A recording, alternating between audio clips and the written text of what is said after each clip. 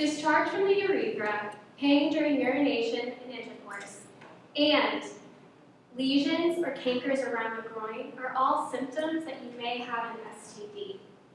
In the 18th century, there were no tests, antibiotics, or a clear course of treatment. And the process was even more difficult for women, as many of the treatments and many of the medical professionals were male-dominated.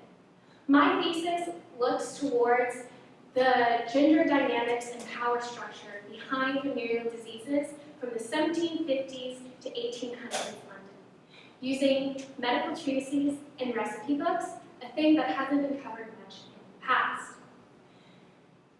It's estimated that in London, 1 to 5% of the population, 1 in 5 of the population suffered from a venereal disease, or as we refer to them today, chlamydia, gonorrhea, or syphilis.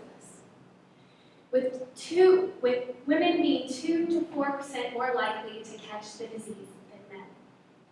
Now, if you are from elite society, you can consult with your personal physician, but this process was expensive and very exclusive.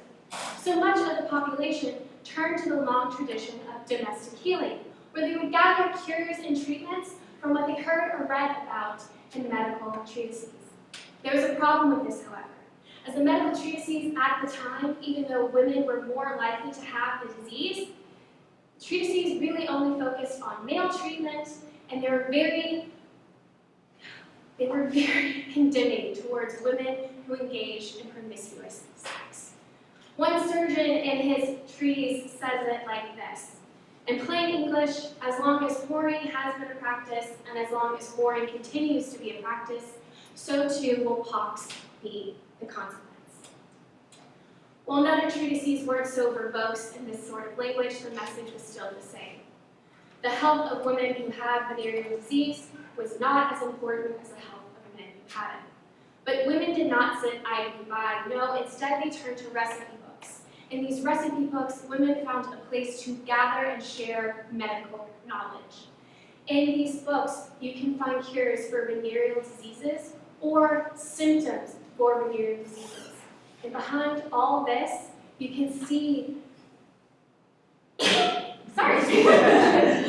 behind all this, you can see the agency in which these women viewed the disease, that they were common as just as any other ailment at the time, and they should be treated as such.